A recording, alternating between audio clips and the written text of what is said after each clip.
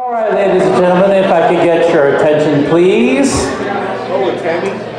I love it that you guys are having such excellent fellowship with each other. That's the whole idea. Nothing like breaking bread with friends, right? New friends and old friends. So, with that said, I'd like to actually begin the program tonight. And we are going to start with the invocation. And for that, we're going to ask my apostle, Pascal Urabazo, to come up and do that. So come on up, Pascal. You want to come up?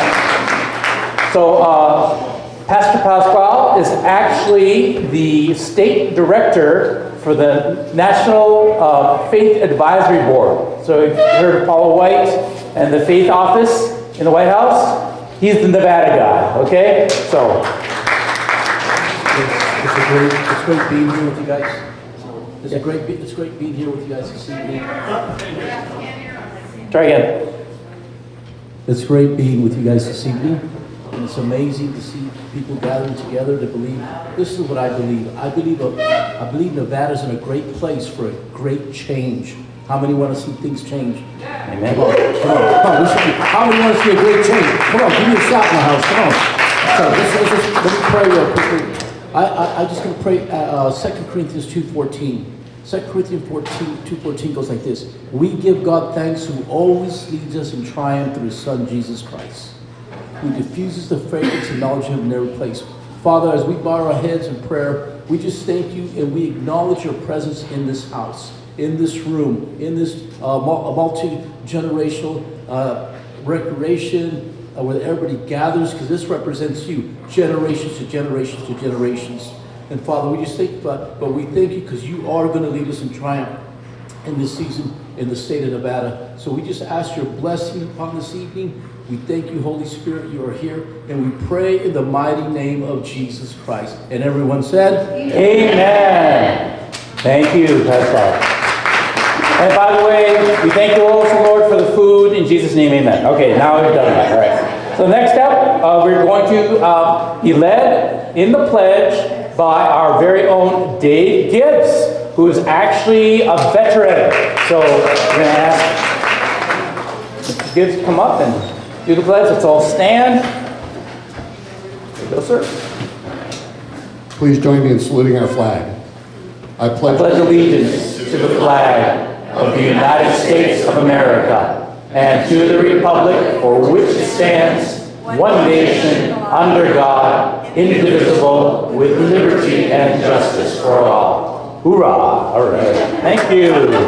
Okay, let's remain standing because now we're going to be singing the national anthem, and we are going to be led today by Dr. Lee Johnson. Dr. Lee is a well-known worship leader and pastor. So here we go.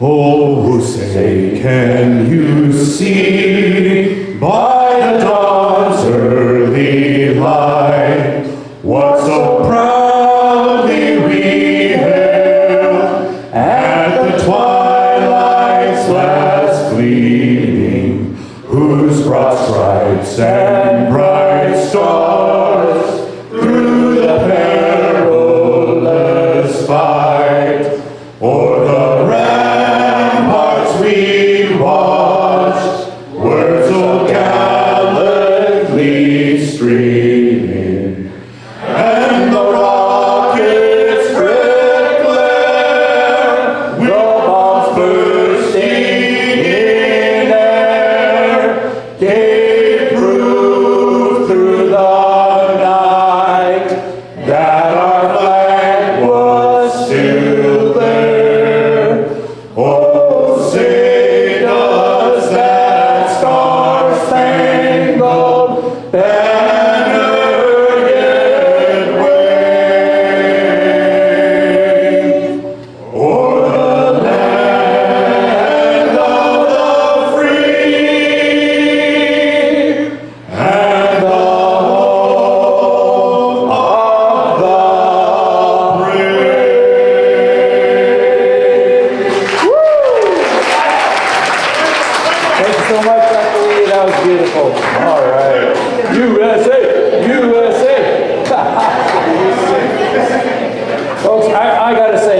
The United States is so bad. It is incredible.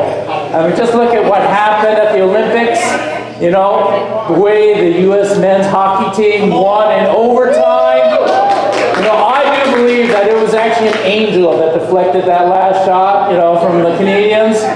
And then it was another angel that opened the pads of the goalie in Canada. So, you know, it was incredible. So, all right. So, we have quite a few dignitaries here tonight that I would like to just honor. Let's see. We have Paul Bodine here. I didn't see him earlier. Okay. How about Garland and Patricia Brinkley? Please stand. Garland and Patricia are the founders of the North Las Vegas Conservative Town Hall and Talk with a Conservative. You got me trained well. Okay. Good job. Good job. All right. Let's see. Also, we have Melissa Clement. Just walked in, I think. Melissa, there you are. Melissa is the executive director of Nevada Right to Life. Very good. Okay. And with her is actually Christiana Mersch, who is the local representative. All right. Of course, we have Dave Gibbs. You're going to learn more about him later, but he is Mr. Yes on question 7. We also have Julie Hereford, who is the founder of Nevadans Can. She is Mrs. Grassroots. Absolutely. Thank you, Julie, for being here. Let's see. Then we also have Riley Keown. Riley, you want to stand up? Riley, besides being on the board of the Nevada Republican Club, is the new chair of the Faith Coalition at Turning Point Action. So, thank you, Riley. All right, and then we also have Linda Ribbinson, who is on the board at Sun City Anthem Republican Club. Okay, so please say hello to her. We also have Chaplain Brian Scroggins, and he has so many titles I can't even start. But to me, he's always Chaplain Brian, all right? And then we also have, of course, Iris Stone with us. She is pretty much the Big Pen Project. We also have Pasquale, we've already met, so let's give him another round of applause. National Faith Advisory Board. And then lastly, we have Jeff Wall. Jeff is part of the Las Vegas Conservative Town Hall. All right, thank you, Jeff. And now we also have a few candidates with us tonight, so I just wanted to call them out. By the way, AFP is our sponsor, okay? So they actually take no responsibility for the content of tonight, except for the stuff that's in your head, in your bellies right now. Thank you. Okay? That's what they do. They pay for the food. Everything else is on me, all right? So if you want to complain about the content tonight, come talk to me, all right? Right, Stephen? Yeah. Yeah, that's right. Yeah, that's right.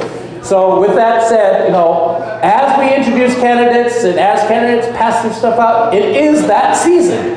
But it is not an endorsement from AFP at all right? So please understand that. But we're here because this is the way we get to know our candidates, right? Okay, so with that said, let me turn this thing back on. All right, so our first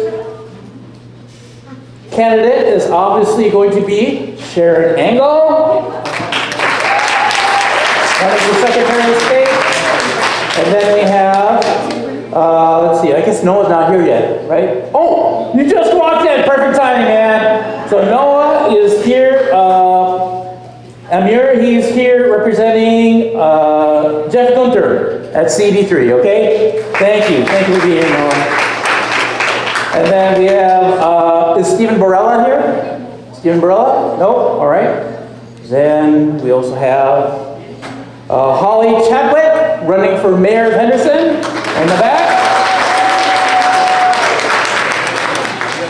Is John Corey here tonight? John Corey? No? All right. That's fine.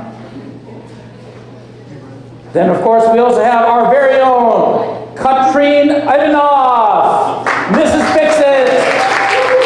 And she is running for 8042. Awesome. All right. And And then we also have Ari Nagy. Is Ari here? Oh yes, of course, there he is, yes. Snuck in here at the very last moment, fantastic. Excellent, excellent. Okay, and that is it for right now, all right? So with that, let me get back to my other worksheet.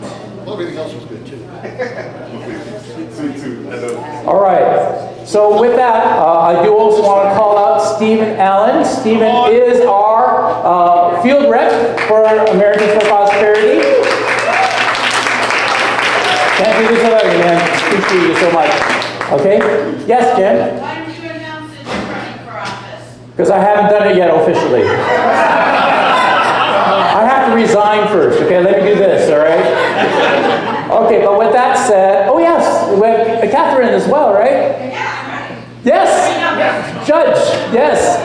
What's your seat again? Catherine Worsh, Henderson Municipal Court. All right, there we go. Thank you, Catherine. With her 2 kids too, so cute. All right. With that, let me see. I'm so sorry. Okay. I also wanted to just point out, who here in this room is 21 and under? Please stand up. 21 and under, stand up. 21 and under. Oh. In heart, right? In heart, Susie. This is the future. This is the future. So we've got to keep encouraging these folks to participate, all right? And I'm so happy to say that, the other night, gosh, was it Tuesday night? We had a watch party for the State of the Union address at the CCRP offices. And I met a whole bunch of these TPUSA youth people, and that's what they came. So let's give them a hand, I love it. They are our future. All right. So now with that, what I'd like to do is to call up Melissa for like a 5-minute quickie, because she wasn't really on the agenda, but because I love Melissa, I wanted to give her some time. So here we are. Come on up. Thank you very much, Pastor Hal, and let's hear it for Pastor Hal and Henderson. All right, who remembers voting on question 6 last in 2024? That's right, it was on the ballot, and what is question 6? It would, yes, we say it's just no. It's just no. No on 6, yeah. That's all we need to know. And thank you very much. I wish that's all I had to say. Question 6 will be on the ballot again. Question 6 is trying to change our Constitution to provide a fundamental right to abortion for all individuals. All individuals mean it doesn't matter if it's a man or a woman, because they didn't say woman, they said all individuals. More importantly, all individuals means regardless of age, which means that underage girls in the state of Nevada would be able to get an abortion without their parents knowing. That is the #1 thing that we've got to stop, because I don't know if you guys remember, but I do. In 2025, Nevada Right to Life took Planned Parenthood to court, and we got parental notification finally enforced after 40 years in the state of Nevada. Yeah, huge. I had huge street cred because we beat them, Planned Parenthood, 4 times in the last year in court. So we've got to protect that decision, because it's important. Underage girls, no girl should be getting an abortion without her parents knowing, let alone consenting. If question 6 passes, it also means that abortion will be available all the way up to 9 months without a doctor, which means that it could be dentists, opticians, school nurses, any number of healthcare practitioners would be able to perform abortions in the state of Nevada. What's more, those clinics that they're working in would not be regulated for safety, sanitary or health conditions. And I don't know about you, but I think an abortion clinic should be as well regulated as the nail salon down the street, don't you? I mean, I'm old enough to remember, let's keep abortion safe, legal, and rare. Wow. It's not going to be safe. No. It's not going to be rare.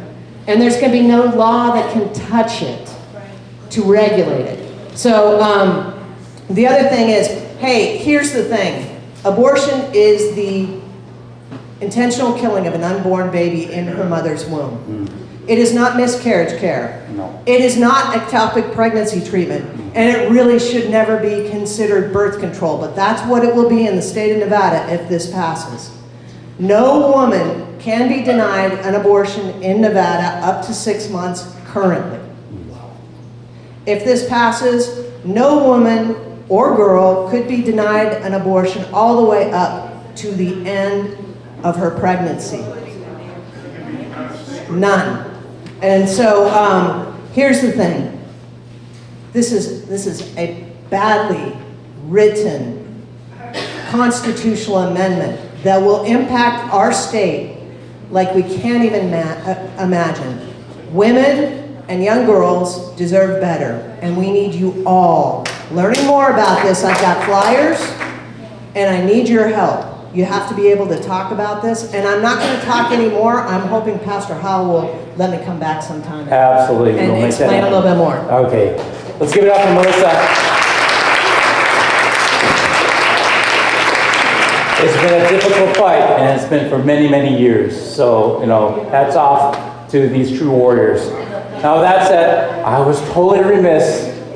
My favorite person, too, Dr. Monica Larson, who is our city council person for this ward, Ward 2, okay?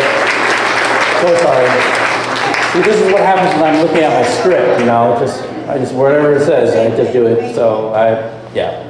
Please forgive me. Okay, so with that, what I'd like to do is to invite Stephen and Lee up. Come on up, gentlemen. What I'd like to do is to give these guys a few minutes to really talk about what's happening with Henderson Conservatives. You're probably saying, well, Dr. Shaw, what's wrong? Nothing is wrong, okay? But because of, let's just say, developments happening in March, it would be better for me to step down from the leadership of Henderson Conservatives. So with that said, okay, I am so blessed because Dr. Lee has stepped up and volunteered to take over the reins, all right? But with that, I wanted them to kind of explain where we're headed. Okay, who wants to go first? All right, here we go. So I noticed that when that was announced right there was a giant vacuuming sound. Come over here. Come over here. Oh, right here. So, yeah. okay, a giant sucking sound hit the room. So we are so excited because we've almost been a year. Do you realize that we are at nearly 100 people and we have been doing this under a year? I mean, that's pretty phenomenal growth. I also don't know, and Stephen can talk about this more, I don't know how many of you realize how powerful the conservative voice in Henderson is. How pivotal we are to what happens in the state right now in terms of the balance of power. So you can give yourselves a hand for that, but the truth is, if the things that we talk about, one of the things that I love about Henderson Conservatives, and ever since Hal invited me the first time, one of the things that I love about Henderson Conservative is that here, we don't talk people and personality, we talk issues. Policy. We talk policy. We talk about things that matter, right? And so that's how we move to the next thing. So I'm not going to go into any kind of depth around that other than I have a few, and it's no pressure thing here, but we are at a place where tipping point wise, we want to move beyond supper club and into battle plan. Come on. All right? So where we're actually going to do some stuff together. So what we're wanting to do is start a viral group of people that are going to begin to engage some action planning, and we're going to partner with AFP on that to address some of those things and gather some people who are fired up about not just where we're coming from, but where we're going to. And so as you grab me through the rest of this here, and all I need from you is your name. This is just so I can reach out to you, and we're gonna make a time to get together and do some brainstorming. It's not all, I'm very collaborative as far as this goes, and so we're gonna try and put that together. And then what my goal is, unabashedly, I'm not ashamed of this, my goal is to make it so cool to belong to the Henderson Conservatives action team that you will feel really bad if you don't. You're missing out, folks. I absolutely have no shame about that. So we're going to create a culture that's active and that takes action. So, appreciate you. So, for you guys that know, I'm Stephen Allen from American Prosperity. So, with this move here, a lot of things we're going to get involved with. Like we were saying, we're taking action. We're going to do phone banking, phone training, door knocking in our Henderson community. Just last week, I believe Janae, are you here? With Janae here, one of our Battleborn leaders, we actually went out and knocked doors this last weekend in District 9, City District 9. I don't know if you guys seen us out there, but we had about 30 youth out knocking doors. But what do those youth need?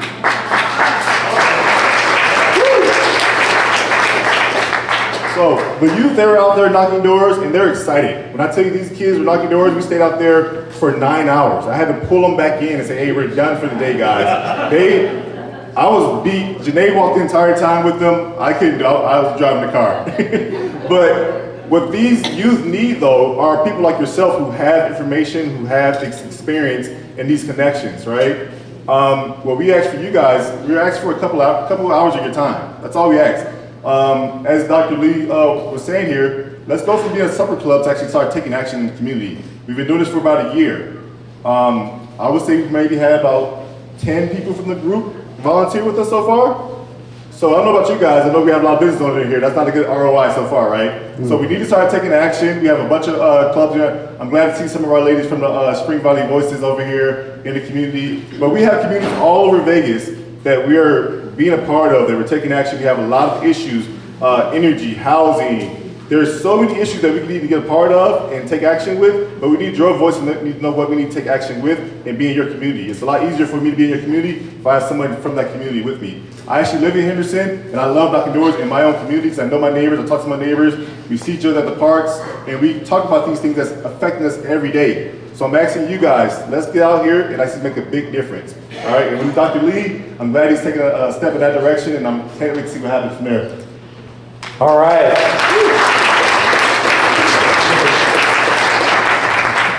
Fantastic. So again, I don't know if you caught that metaphor. It's nice that we had this beautiful gathering. We have this wonderful food. By the way, shout out to Chef T. Thank you. But this is more of a cruise ship mentality. Ladies and gentlemen, we are on a battleship, and it's time to get those boots out and march. Okay, we have to take this midterm, or we're going to be losing the republic, truly. And it's an amazing thing if you really think about it, because Henderson actually has more conservatives in it than the rest of Clark County. Yet we don't get much love, all right? We don't get much attention. So it's time to change that mentality. We've got to wake Henderson up and make it the force it's supposed to be. Are you with me on that? Yeah. All right, fantastic. Okay, so now we're finally going to get to our event of the evening. So what I'm going to do is I'm going to introduce our panelists. Again, tonight's discussion is all about the state of election integrity in Nevada and what we can do about it. Very, very important topic. So I'm going to start with Iris. So Iris, come on up, and you're going to take this chair right here.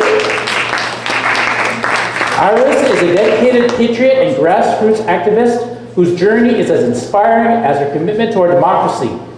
Born in Brussels, Belgium, Iris legally immigrated to the United States over 50 years ago. She spent her first 25 years in New York before settling in Las Vegas, Nevada, where she's been a resident for another 25 years. She earned her bachelor's degree in business administration with a minor in computer science from New York University in 1980, attending night school on scholarship.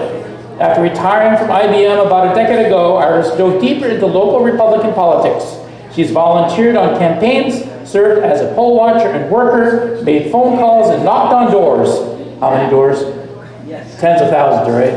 Quite a few. Quite a few, yes. Following the 2020 election, she ramped up her involvement as a grassroots activist in Clark County, Nevada. For 5 years, she's been a precinct captain focusing on building precinct-level engagement. She tracks and analyzes election results with help from technical experts, runs the Big Pen Project to clean voter rolls and ensure election integrity, supports candidates during her campaigns, and in the 2023 and 2025 legislative sessions, she tracked election-related bills, developed testimonies, and advocated for them. Iris is passionate about strengthening our democratic processes from the ground up. Let's give a warm welcome to Iris. Thank you very much. Go ahead. And then next, I would like to call up Dave Gibbs. David Gibbs is a distinguished veteran and dedicated community leader with a remarkable career in military service and civilian endeavors. He graduated from the United States Air Force Academy in 1979 and served as a pilot, flying B-52s, FB-111s, and RQMQ-1 remotely piloted aircraft. Well, those are called drones now, aren't they? No, they're RPAs. They're RPAs, okay. I'm corrected. David commanded a B-52 deployment in 1998, supporting Operation Southern Watch over Iraq. In 1999, he transferred to Creech Air Force Base to lead an RPA squadron, deploying to Bosnia in 2000 and the Middle East in 2002 for the same operation. In 2003, he deployed again for the second Gulf War. After 25 years of service, he retired and made North Las Vegas his home. Post-retirement, David continued in the RPA industry, deploying 3 times as a civilian contractor to Iraq, Afghanistan, and Kuwait from 2009 to 2011. I'm reading this because I didn't know either. This is so good. From 2015 to 2020, he managed annual contracts worth 25 to 35 million for RPA maintenance. Again, that's remote piloted aircraft. Maintenance operations in the U.S. and overseas. Since retiring fully in 2020, David has focused on political activism. In 2024, he spearheaded the initiative to place voter ID, question 7, on the Nevada ballot. David's extensive involvement includes the Clark County Republican Party Central Committee since 2004, where he served on the executive board from 2005 to 2011, and as chairman in 2011 to 2012. The Nevada Republican Central Committee since 2006, president of the Las Vegas Conservative Town Hall Group from 2018 to 2021, the Nevada Republican Club since 2019, as communications director in 2020 and president in 2021 and 2023, the Keystone Corporation since 2008, on the board since 2018, president of Repair the Vote PAC since 2021, president of the Las Vegas chapter of the USAF Academy Association of Graduates since 2017, a distinguished Toastmaster since 2004, and a member of the Sons of American Revolution since May 2025. Woo! David's passion for service and integrity continues to inspire those around him. Let's give a warm welcome to our very own David. All right, and last but not least, our keynote for the night, if you want to call her that, is Sharron Angle. Sharron Angle was born in Klamath Falls, Oregon. Sharron grew up in Reno, where her parents managed a modest hotel on South Virginia Street. From those humble beginnings in the biggest little city, she learned the values of hard work, perseverance, and self-reliance, and have defined her life. Sharron attended the University of Nevada, Reno, balancing a full course load with waitressing 40 hours a week at Bob's Big Boy to fund her education. After graduating, she embarked on a career in education, serving as a substitute teacher and even founding a small private school in Tonopah, where she also won a seat on the Nye County School Board in 1992. Sharron's passion for public service led her to the Nevada Assembly, where she represented Washoe County from 1999 to 2007. That's a lot of years, you guys. Known as a principled conservative and a Tea Party favorite, she fought tirelessly for limited government, fiscal responsibility, and individual freedoms, often standing as an outsider willing to challenge the status quo, even within her own party. In 2010, Sharron captured national attention as the Republican nominee for the U.S. Senate, running a spirited campaign against Harry Reid, boo, and earning 44.6% of the vote. She later served as president of the National Federation of Republican Assemblies from 2013 to 2016 before mounting another Senate bid and run for Congress in 2018. Most recently, in 2024, she sought a seat in the Nevada State Senate, continuing her unwavering commitment to our state's future. Sharron cherishes family above all. Her story is one of resilience, faith, and an unyielding belief in the American dream, right here in the Silver State. Let's give it up for Sharron and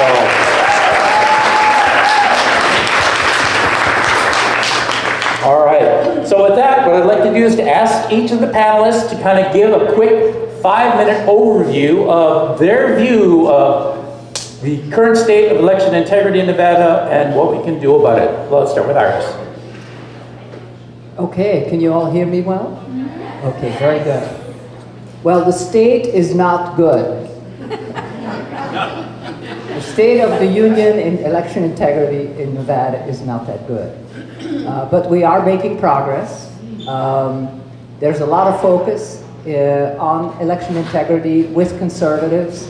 Every time you ask someone who's a Republican what are their top 3 issues, election integrity most likely comes up as one of the issues. So it's a very, very important topic. And if you're a candidate, be sure that you can talk to it, because it will serve you well in terms of getting votes. At least that's my view. As far as the Big Pen project, I'll focus just on that because that's what I was asked to talk about. The Big Pen project was announced in April of 2023, and it's part of the Citizen Outreach Foundation organization that Chuck Muth, who's the president, started. And as soon as I heard that we're going to focus on voter rolls, I volunteered, because it is one of the big pillars in election integrity. There's the ballot, there's the voter, and there's the count. And when you think about the voter, it's about voter registration is a big, big piece of that. There's a lot of other parts to elections that are broken, that need to be fixed.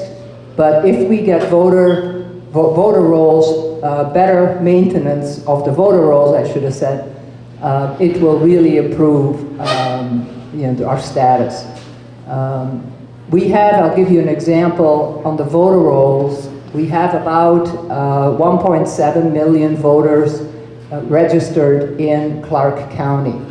About 180,000 of those people are inactive, which means that there's a problem with their address or something isn't right with their status and something's being investigated or whatever. So the other 1.5 million or so are active voters, and those are the people that get the mail ballots mailed to them because we have universal mail ballots here in our county and in our state. And so what we're trying to do is obviously to reduce the actives as much as we possibly can, because then mail ballots will not be sent to those addresses. Any candidate who's here who has done a mailer, guaranteed you get tons of envelopes back. And I know we've worked on some of that with some folks here in the room. So it's critical to do it. So one of the things we focus on is the largest issue we have with the voter rolls. And the largest issue is people who have moved out of state. There's in Nevada about 200,000 people who have moved out of state. They have an address change with the post office, but they still have an address, a valid address. A small amount of those are inactives. The majority are actives, so you can see the problem. And Clark County is always about 70% of everything here. Oh, and one other thing I learned, which is interesting about Henderson, I didn't know, and I don't know if you guys know, but Henderson is the second largest city in Nevada after Las Vegas. Did you guys know that? Yeah. I didn't know that. So I learned that a couple of days ago. So congratulations. And if you guys have a lot of Republicans registered, you have work to do. You've got to get that group here going and lots more people involved for sure. But anyhow, so that's what we're focused on. We also focus on cleaning up dead voters, but that's not really a big issue in Nevada. It's not too bad. And ghost voters, people who just get added. One of the other items I'll mention, and I'll leave it at that, is that we have the DMV registers people, and now it's completely automated. It's a background automated process, so every time you go into the DMV for some reason, be it to renew your license or something, automatically your record will be sent to the Secretary of State. And then the Secretary of State divvies it up between the counties and sends it down, and then the counties take the record, review it, and then they usually make changes for address, which is usually why when people get an address, so they just renew their license because it's due. And oftentimes, because the automated process, if they don't know what the will of the people is, they just put them in as nonpartisan. So most of the records are nonpartisan. We just finished looking at that, and for 2025, and just listen to this for a minute. There were, in Clark County, 134,000 people were added to the voter rolls, brand new voters, okay? In 2025, 134,000. Of that, nonpartisans were 93%. And the rest is about 10,000, and half of those were Democrats, and the other half were Republicans plus other. There were the Republicans were a little lower than the Democrats. So it's starting to dilute our voter roll. That's right. And that is a problem. But anyhow, it's too sloppy. Yes. That's why it's the pig pen, right? That's why it's called pig pen. Exactly. Okay, all right, thank you, Iris. Dave, tell us about question 7 and why it's so important. Yeah. Hello. Yep. Got me now? Okay, You're good. okay, I'm good. Nice to see you, Melissa. Thanks for making the trip down. I'm going to be up your way next month for the dinners. My name is Dave Gibbs. I am the president of Repair the Vote. And one of the things that, for those of you who've been around here for a while, in 2018, our elections actually ran pretty good. By the time we all went to bed at about 2 or 3 o'clock in the morning, we know who'd won, we knew who'd won, we knew who'd lost, and everything was done. And then because of COVID, in August of 2020, the Democrat leadership, with the consent of the governor, passed a bill called AB 4, which changed all the election laws in Nevada. Authorized universal mail-in ballots, authorized ballots to be received after Election Day, authorized everybody, the automatic voter registration at DMV was already done. But it changed a lot of our laws, allowed them to wait, take up to 10 days after the election to certify it. Right? And that started in 2020, and they said, well, this is an emergency just for COVID. Well, guess what? In 2021, they made their emergency law permanent. And ever since then, we've had problems with our elections here in Nevada. We've had people who've questioned the voting. We've had people who've questioned all the mail ballots. We've had people who've questioned the results. And so what does that bring? Well, that begins to create a loss of faith in the process and in the system. And when you lose faith in the process, you lose faith in the system, you lose faith in the outcome. When you lose faith in the outcome, now what? Now you wonder whether or not the person who got elected really got elected. All right? None of that's good for our democracy, okay? There was a poll taken recently in 2008. In 2008, 6% of Americans did not have faith in the election process. In 2022, that number had risen to 19%. 1 out of 5 did not have confidence that the election process was being done fairly and accurately. That's not good. So, I've been active in politics here for over 20 years, And for at least the last 10 to 15 years, I've heard Republicans, for lack of a better word, bitch about voter ID. And nobody was doing anything about it. Well, in 2021, they passed a law in Texas for voter ID, and they did it in Georgia. And I said, you know what? I'm tired of hearing all this when nobody's doing nothing, so I decided, why not? So I wrote question 7. A lot of it came out of Texas law, Georgia law, and believe it or not, some of it came out of Virginia law. And I looked at some other states, but what they had in those 3 states sounded good to me, and that's what I put in it. So other than a couple of other words and a couple of other things here and there, it's pretty much taken from other states where those laws have already withstood judicial challenges. And that's why I did it. I said, you know, if they've already beat the court system or beat, Mark Elias in those states, we can beat him here. Mark Elias was Hillary Clinton's lawyer. Now his organization runs, his law firm basically goes all over the country suing any entity in any state that tries to do anything to tighten up election laws. So that's how this all came about. So we managed to get it on the ballot in 2024, and a lot of you in this room signed it. A lot of you in this room helped get signatures. We more than surpassed the number of required signatures. We almost had twice as many as we needed. And so that was all great. And we got 73% of the vote in 2024. We're the only entity on the ballot that got over 1 million votes. So that was great because it just about matched the polling here in Nevada. Well, it's got to be on the ballot again this year, so here I am. Still out. I'm taking nothing for granted because, we've all seen elections where somebody was supposed to win and didn't, Hillary Clinton. Anyway, and so, based upon that, we want to make sure that we get the folks out, we get this passed. The important thing that I'm emphasizing, and I'll talk more about it later tonight, I'm sure, is that it's important to get out and vote. Okay? That's the thing. We can't pass it if we don't vote. All right? Tell your people, get out and vote. Oh, by the way, question 7 is going to be the last thing on the ballot. Okay? So, don't just pass up all that other stuff on the way down to voting yes on 7. Stop and vote for the legislators, the judges, the state elected officials, because all of those folks are important to us. We can do things in this state we haven't done in 12 years, like take control of at least one house, if not both houses of the legislature, if we get out and vote. All right? So that's what's important. Vote yes on 7. Thank you. Wonderful. So you guys just remember, go all the way down, no on 6, yes on 7, all right? Everyone say it together, no on 6, yes on 7. Bravo, okay.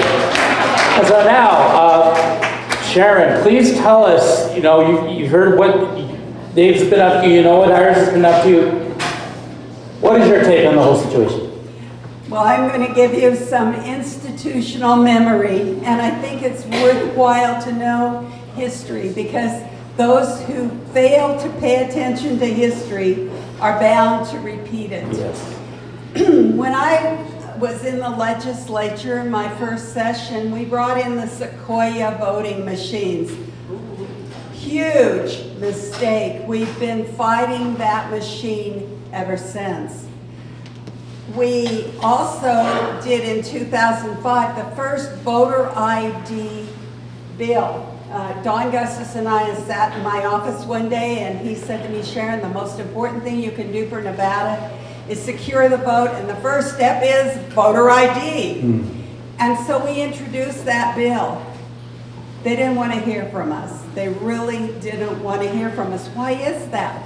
Well, as the president said, there's only one reason for not wanting voter ID, and that's because you want to cheat. So we went to court the very first time in 2006 with an election case. We believed that fraud had been perpetrated upon the Nevada people, and we said we need justice. At that point, we heard from computer experts telling us that this election had been lost by less than 0.5%, which meant it was a statistical tie because the machinery is only good for 2%. So if you lose by less than 2%, Nobody knows who won the election because you cannot count on the accuracy of those machines. And the problem with a vote that's inaccurate is that it shouldn't count. It means that 2% of that vote, those voters who voted, were disenfranchised by the machine.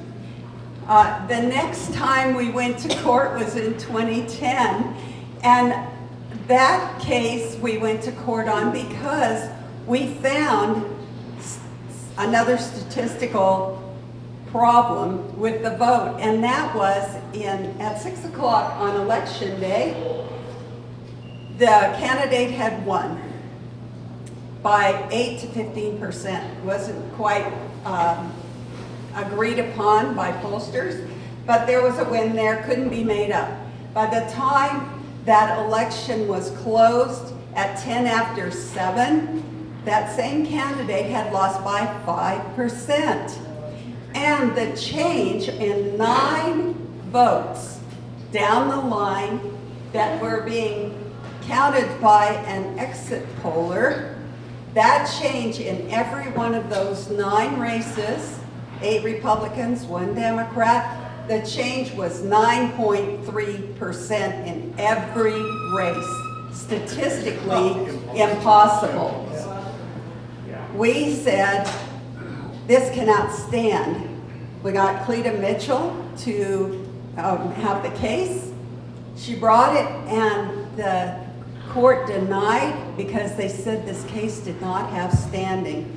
Fast forward to January of this year, you may remember that the Supreme Court made a decision in Boston that said that candidates have standing and they can bring these cases. There's no one better to bring a case of damages in an election than a candidate. And his case was that if the polls had actually closed and they had counted every ballot on the eve of election night as they were supposed to, he was winning. But 4 days later, after they counted all the ballots, he lost. So the judges in the Supreme Court said he has standing. This will change everything going forward. There is no one like a candidate who walks door to door to find these anomalous things that happen. At one point, I was walking door to door and knocked on the door and I said, "Is Stephen here? Stephen Allen, does he live here?" And she says, "Honey, there's nobody living here. This is a mortuary." I said, "Well, I thought perhaps you had an apartment above the mortuary that somebody could live in." And she says, "No, honey, all of our residents live across the street in the cemetery." So there was that. Another case, I sent out mail, and with that mailing in a small county here in Nevada, I sent out 195 mailers to hard Republicans, which means they vote every time there's an election, whether it's a primary or a general, they're there. So I just sent them to them, and I got 19 back. So I called this small county's postmaster and I said, "I must have the wrong address. Could you give me the addresses for these 19 people?" And he said, "Absolutely, been in your email this afternoon." It didn't come and it didn't come, but 3 days later it did come. And when it came, the answer was, these people don't exist. These people do not live in our county. And yet, they were hard R's. They had voted in every race for the last 4 years. Hard R's. And 19 of them didn't exist. What is that? That's 10%. Remember the 9.3%? Now are you starting to get a picture of what Iris has been fighting? We went to court in 2020 3 times as Election Integrity Project Nevada. Our case was some data that we had gathered. The data had names, addresses, phone numbers, registrations for over 60,000 people in the state of Nevada that were illegitimate or illegal voters. Why were they illegal voters? They didn't live here. They lived someplace else. They were dead. Or they didn't exist at all. Remember in 2009 when they slapped a fine on Acorn for registering all the Disney characters and the Dallas Cowboys in Nevada? Well, they didn't just get them for that. There was more, and those people that they registered, we don't know exactly how they did it, but they still exist in our voter rolls today because nobody's cleaned the voter rolls. Wow. We went to court the first time and the judge said to us, I see your evidence and I see that all these people have voted in past years and you proved that. And I see that you know exactly who these people are. However, because they haven't voted yet in 2020, this case is not right. Which means it has to, the crime has to be committed before we'll hear the case. So we came back with an appeal to the Nevada Supreme Court and they unanimously agreed with the lower court judge that this case was not right. 4 days after the election in 2020, it was ripe. We brought it back. We said, here we go. We told you it was going to happen, and it has happened. And the judge said, well, you know, over 60,000 is kind of hard for me to look at. Could you just point to one, a smaller number for us? We said, sure. How about the 5,500 people who reside in California? They pay their taxes. They have a driver's license there. Their car is registered there. They have a residence there. They have a business there. How about those guys who voted in Nevada? And she said, is that against the law? Oh, And we said, yes, ma'am. It's against the law at the state level and at the federal level. You have to have your residence in the state where you vote. You can't be just voting from any place unless you have a reason. Like if you're in the military, that's a reason. If you're voting absentee, that's a reason. But you must actually have a residence in the state where you vote. She said, oh, well, I guess the law does say that, but the law should say that you can vote Activist. any place you feel good. oh. I want to tell you, that's what we're up against when we go to court, right? We get denied, Iris. It's just a revolving door there. And that's why we need to think about who we can put on the inside of this process. Your Secretary of State, your clerks are the ones that control election. They control it through policy and procedure. They control it through introduction of laws. There are a lot of ways that those elected officials have a hand on your elections.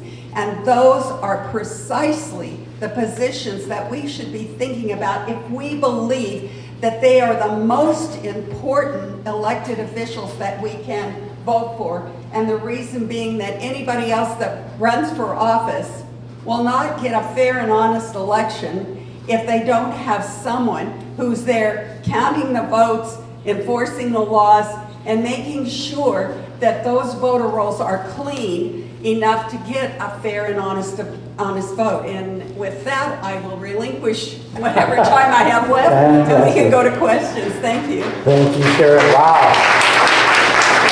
So that's the thing. If you don't know our history, we're doomed to repeat it, right? And this also speaks to how important judges are. Yes, We cannot ignore that, you know, because we may have a perfect case, but if the judge is an activist disguised as a judge, it's never going to work. So we really need to pay more attention to that. Okay, so now this is what I'm going to do because I'm on the stage and I have the mic. I'm going to ask questions. They're going to answer, and then we're going to open up the mic. But the only thing is we have to be pretty much buttoned up by 7:30 because they literally turn off the lights at 8. and we'll need at least a half an hour to clean up, okay? Now, of course, it would help if you cleaned the tables off for us. That would, make the process speedier. But I do want to continue to have the conversations that we're having right now. That patio out there is beautiful at night. So please take your conversations and your fellowship out those doors, and then you just go that way to the parking lot. Okay, so with that, I'm going to start with Iris, Okay. the pig pen project. Yes. So what can we do to help in the process of cleaning the voter rolls? Well, we have, right now, we're actually working on a specific project. We have 12 volunteers who are helping us. They're looking up data, and we're comparing other data. One of the things that you find out, too, with elections is that data is stored in different files, and they don't match necessarily, right? So you have to double check and triple check, because we try to be fact-based. When we issue a challenge and we submit it to a county clerk or to the Secretary of State, we want to have it fact-based. Fact-based meaning that it's not just an assumption that somebody has voted or that somebody is guilty. I'll give you an example. With what I was talking about, people who move out of state. So let's say the person moved from here to Minnesota. When they have changed their residence to Minnesota, they now are permanent there. That's where they're registered. We can look up now with a new tool that has been put together by the Cleta Mitchell organization and network that we just talked about. And so we can look at information across states now, which is getting to be very, very powerful. So we also know if that person has voted in Minnesota by any chance, and also voted in Nevada. There's a very low amount of people who vote in both. But what we're also finding when we challenge a person who has voted in both states, which is illegal, unlike the California judge told you, what sometimes happens is that the person actually really did vote legally, but that a mail ballot was actually voted for that person in Nevada. And we don't know. And that's the big issue with everything around elections. You cannot backtrack it. After the elections are certified, it's almost impossible to change it. That's why in 6 years, it's been so difficult to besides the fact that we always get dismissed, the case is never looked at for merit.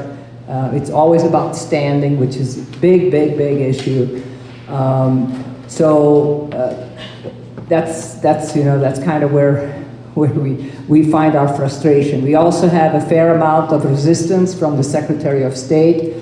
He is also the leader of the Democrat Association of Secretaries of State for the DNC, for the Democrat Party. So you can see where his bias is and where his funding is coming from. And he is very, very well funded for his re-election. As I'm sure Sharron knows, it's going to be a big, big fight. But we have to, another reason we have to, the Republican base has to come out. If this is one of your top 3 issues, and you don't go vote on for Sharron Angle because, election integrity, then shame on us, right? So we have got to stick with it. And you got to make it too big to rig. Who said that? Mr. Trump. Thank you. Okay, so Dave, great that we're going to have voter ID. How do we know, though, that they're actually citizens when they vote? I got asked that question when I go, what does this do to stop illegals from voting? And I said, well, it's already illegal for an illegal or a non-citizen to register to vote. So putting it in this law and passing another law that says it's illegal for you to register isn't going to do anything. What the Pigpen Project is doing, a big part of it, and then the voter ID part of it is that under this voter ID petition, you have to show there's 8 different IDs that are all legal. Most non-citizens will not have those IDs. Okay, they may have a driver's license, but the driver's license is actually called a driver authorization card. And it says right on it, not valid for photo ID. It says it right on their driver's license. They don't have a US passport. Now, you could theoretically be a non-citizen and be in the military and have a military ID, but the other part of it that comes into play is, oh, by the way, if you register to vote, you're in the military, and you're not a citizen, it's illegal, and they got this thing called the Uniform Code of Military Justice, okay, as well as state law. So, you know, we do have to rely on other folks to verify the citizenship, all right, and that's, you know, but, so we didn't do it in question 7 for a very good reason, for that reason. There are other efforts. The SAVE Act that's going on right now, if it passes the Senate, it will require folks when they register to vote to prove their citizenship. Contrary to all of the hysteria, and especially from Cortez Masto when she put out a thing saying, women are going to have a real tough time with this. I'm like, really? How many ladies in this room are going to have a tough time going to the DMV with a driver's license, a passport, or a marriage certificate? Probably none. A birth certificate, okay? It's, you know, it's insulting. And for example, they said, well, you know, when a woman gets married, it's going to be tough for her to prove, you know, to go, well, you know, when you get married, if you want to change your name, you got to change your driver's license, which means you got to take your driver's license and your marriage certificate to the DMV. And we all have to do it. And I believe everybody in this room who is married has, you know, and has changed their name has done that. Or, unfortunately, maybe gone the other way and had to change their name back. In which case, you've got something from a court that says you can change your name back. All right? So, it ain't that complicated. It's like saying, you know, voter ID is Jim Crow 2.0. It's all illogical, emotional hysteria that's designed to get people who might vote no to vote no. So, but at the same time, yeah, we do have to rely on the folks in the process, the clerks, the Secretary of State's office, the DMV. I asked to talk to the DMV. They give the form, but they don't get to say, you know, theoretically, this is what I got from somebody who used to have the DMV. If they are not a citizen, the DMV is not supposed to give them a form. Absolutely. All right?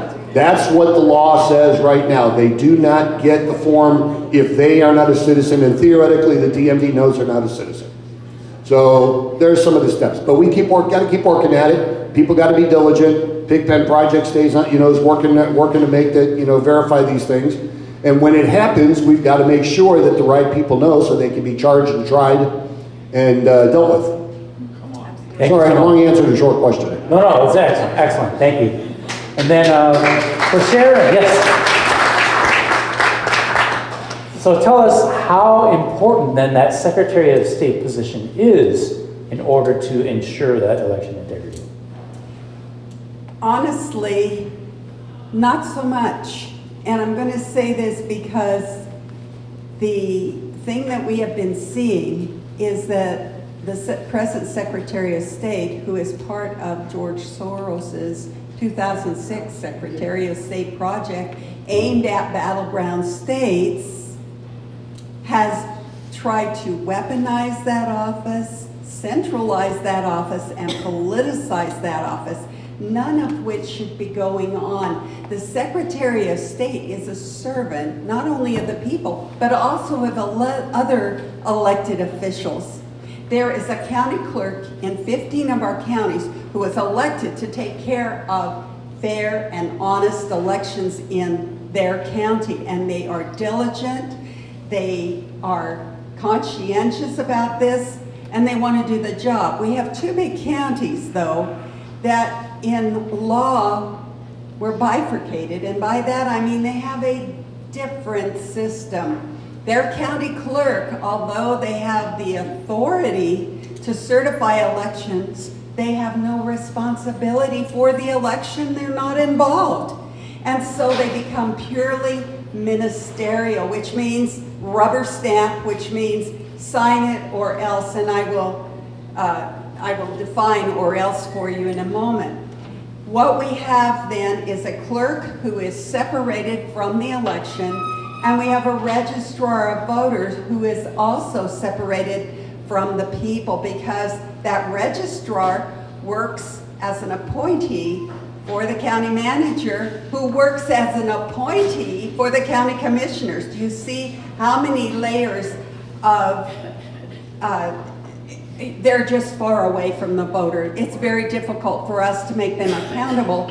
And those county commissioners are also ministerial. They have to sign and certify that election, but they have no responsibility for how the election is run. They just have the authority to sign the certification. And one of our commissioners in Washoe County exposed this. There were 3 commissioners in the 2024 election that said, hold on, we would like to have an investigation. We're not certain that this election was accurate. The Attorney General and the Secretary of State came in and said, your job is ministerial. You're only supposed to canvass the vote and say, this vote has come in and we signed for that. If you do not do that, we're going to hold you in malfeasance of office, which means our attorney, your district attorney, is not going to defend you. That means lawyer up and fight the state for your right to stand back and say, I think this election should be investigated. One of our commissioners just rolled, said, okay, I'm signing. I can't afford this. I didn't sign up for this. One of our commissioners said, sue me. Take your best shot. The third one said, I will sign, but I want you to know that I was threatened, that I have been coerced, and that I'm signing this under duress. So when we know what's going on, it is incumbent upon us, we the people, to ensure that our vote is secured by the people that we vote for. So why do we have a bifurcated system in 2 large counties where honestly most of the anomalies occur? Why is that going on? We need someone to go through that and begin to make it a system that is consistent. If we have 15 that can do this, we should have 17 clerks that can take control of the election, that can have deputies or registrars or whatever they want to help them with that election. But we need an accountable person that we can go to that office and say, we think something has happened here, and we want to know how we can make that different, how we can find a solution. So my answer is, that Secretary of State is someone who should facilitate other elected officials. The Secretary of State has other things to do besides elections. He's in charge of our small businesses, right? She is. Thank you. In charge of our businesses, in charge of our incorporations. We used to have a competitive edge there. We don't anymore. We need someone who understands that and will do something to make business affordable again in Nevada. So there's lots to do in the Secretary of State's office, but I will tell you, being the central controller of other elected officials is not his job. Interesting. All right. Thank you so much. Okay, so now we have a few minutes left. So right over here, Lee's got the mic. If you have a question, I'm going to take 3. So the first 3 people that come up to Lee that wants to ask a question could come on up, all right? And then we're going to let all the panelists answer the question or pass if they would like. And then I'll end with one last question, and then we'll call it an evening, okay? So let's go ahead. My name is Harold, and I just want to make a statement. One of the ways of solving this is having the code of conduct by politicians. In other words, we listened to the president speak. You had people carrying on. You had a woman wearing something that she just should have been thrown out altogether. So I know there has to be a code of conduct. I started looking it up. There's a code of conduct for you, and you. And if we want to get this straight, by the time this young man votes, it'll be straightened out. I would like to see a law passed where they list the penalties. You want to shut down the government? You can't go home on recess. You stay right in that room until we resolve the problem. Thank you. All right, thank you. So any responses? I have a response. my response is that we have that code of conduct. I took that oath to uphold and defend the Constitution of the United States and of the state of Nevada. That's the code of conduct. And if you vote for anything, if you do anything that violates the Constitution, you've broken the code of conduct. Wonderful. Yeah. I have a quick comment as well. The way you get accountability is by verifying. There is no verification before before election, during election, or after election. There are no audits. The only audits that exist are really not an audit. And because the hen, what is the expression? The hen is in the fox is in the hen house or what? Yeah, because the Secretary of State is the one who audits himself and his organization, and that's wrong. We need external audit. If we have auditors for banks and financial institutions, we need auditors for our vote, because every single vote is worth money, and the reason, right, the Democrats want the power, and the reason why they want the vote is because they want the power. And that's where it's all about. And so they will never relent. They make it extremely complex, extremely confusing, so it's extremely hard to find accountability in the system. As soon as you start auditing it and defining it and checking it, it'll get simplified. Of course, the best thing is to throw the crazy bums out. Yeah, there you go. Come on. And we the people have the ultimate say. Vote them out. You know, and so that's, you know, that's something that we always work for. And sometimes people forget that. You know, we get somebody, you know, that I mean, happened in St. Louis. What was her name? Cori Bush. She got so weird that they actually had somebody run against her in the primary, and they won, and she's gone. So vote them out. There we go. Okay, good. Next question. Sharron, I have a quick question. Whether actually was what we have talked about before. I have a question before for you that how is Secretary of State can or cannot implement any of the presidential executive order? Well, there's several ways that this can be done. First, the Secretary of State has 6 bill draft requests that they can take to the legislature and ask that the legislature pass laws that will actually mirror what is going on in the SAFE Act. For example, if we decide, if our Congress will decide to pass that, then we should put it into our own law. The second way is through Nevada Administrative Code. Administrative Code is regulation. And the Secretary of State goes before the Legislative Council to ask them to put in place the regulations that will actually enforce and implement new laws or new constitutional laws. The third way is policy and procedure, and that's just typically done by the Secretary of State's office and the deputies there. They say, well, it would run more smoothly if we had this procedure or this policy in place.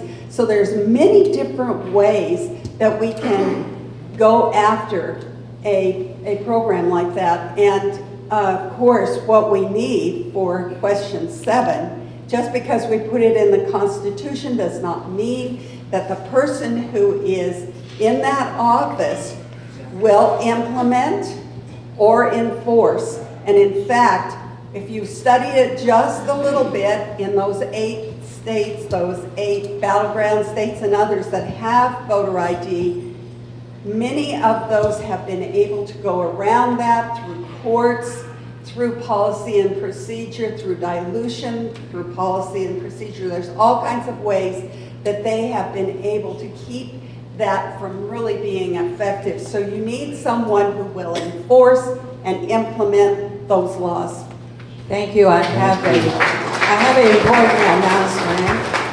I wanted to take the pleasure to say that Nevadans can officially endorse you. Wow. Well, that's nice. All right. Okay, Dave. Quick comment, you know, along with what Sharron said, is that right now, and I've actually had contact with one county clerk, they're actually going under the assumption that question 7 is going to pass. Or let's put it this way, they're making preparation for when it does. Wow. Okay, and so I've actually spoken with one county clerk, and she said that there are other county clerks that are getting together to try and figure out what legislation needs to be written to implement it. So they're trying to get out in front of it. The thing about the SAVE Act is it applies only to federal elections. So if we were to have, for example, some ad hoc elections somewhere in the state of Nevada, the SAVE Act wouldn't apply. Okay? And so that's some, now, we don't necessarily have those as much. We used to have, separate municipal elections. Now everything's combined into one election. So, had we still had, or if there's some other point there's some ad hoc election for whatever reason, the SAVE Act that just affects Nevada, it's not federal, the SAVE Act wouldn't apply. However, historically, states have taken the federal laws and implemented them locally in the states. So, so you would hope that that happens again, but hope springs eternal, and with the current situation, it'll be very interesting to see. Let's say, for example, there's another bill that's in the House currently called the Make Elections Great Act, which is much more detailed in terms of covering a lot more areas besides the ones that are in the SAVE Act, especially on the operations and so forth. And if that were to pass, that would bring a lot more scrutiny into the whole operation. And so it'll be, and the elections currently are so complicated, so complex on purpose. You have early voting, you have mail voting, you have election day voting, you can register any which way you want, including same day voting on election day, which is another way how people sneak in. You have provisional votes who are being decided on being cast or not based on what the elections officials research and decide. So there were about 20,000 of those in 2024, 20,000 provisional votes, most of them same-day registrations. Just figure it out. And we have no idea of finding out, we don't know the provisions until after everything is completely closed and the elections are done with, certified, finished. And remember what I said, you can't, it's almost impossible to go back and prove anything because the voter rolls constantly change. Thank you. One last question. Yes? Your last one from the floor. Hi, I'm C.T. Wong. I have a question for the audience. Oh, for the audience. Okay. It's for you guys. Do you, plural, all of you, have an understanding of what Sharron Angle understands about the responsibility of the Secretary of State's job? If you agree, if you think she understands, put your hand up. Oh, you understand. Second question. If she's going to get into that position to fix all the problems that have been discussed tonight, how will she get there? She has to be voted in. What are you going to do? Vote. That's good. 10 others to vote. And we have about, what, 50, 80 people in here? That's not going to get her in. But if 10 people that you know, and 10 people that they know, and 10 people that they know get the message that you've got tonight, guess what'll happen? She wins. Sharron wins. All right. Can I answer real quick to what CT said? Sure. Go ahead, sit down, CT. You've talked long enough. Historically in Nevada, in off-year elections, Republicans turn out about 64% in Clark County, 67% across the whole state. Democrats, it's about 56%. Okay? Because the numbers have gotten so close with Republicans and Democrats, this is a year where with those turnout percentages, we can win a lot of races we lost in 2024. Okay? And so that's very important. That's why I keep talking about get out and vote. 157,000 Republicans did not vote in 2022 here in Nevada. Okay? 90,000 did not vote in 2024. Okay, we need to make sure that the number of Republicans that get out and vote is higher than it was in 2022. And that's what CT's talking about. You can't win if we don't vote. You can't say no on 6 and get enough people to say no on 6 and yes on 7 if they don't vote. So that's the important thing that we need to emphasize when you talk to your neighbors and your friends. Tell them, gotta get out and vote. Fantastic. Yes, Iris. Yeah, I have a handout that I'll leave with you all. I forgot to just see that my pile is down there. And it's all about why we really need to get out to vote, and give you a little bit of background on the kinds of races that we're voting on, all the way from the top. And we all know that Donald Trump is going to be on the ballot, right? Right. He's not. We're not going to fill out a little thing for him, but he's on the ballot. Okay, you all understand that. So go out and vote and get 2024 numbers out instead of 2022. One quick thing, you've all got these little cards that say, you know, vote yes on 7. At the bottom, there's this little red word that says donate. All right, 2 things. Number 1, if you go to the website, repairthevote.us, you donate there, I get 100% of it. Nobody gets a cut. It comes 100% of it goes into my bank. Well, not me personally, but you know what I mean. 100% of it goes to the PAC. Nobody gets a cut off of that. So just to let you know, so donate to repairthevote.us.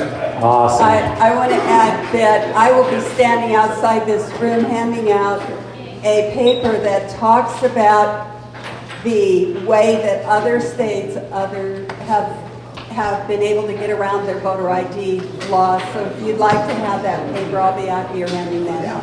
Fantastic. Thank you. Well, let's give a big hand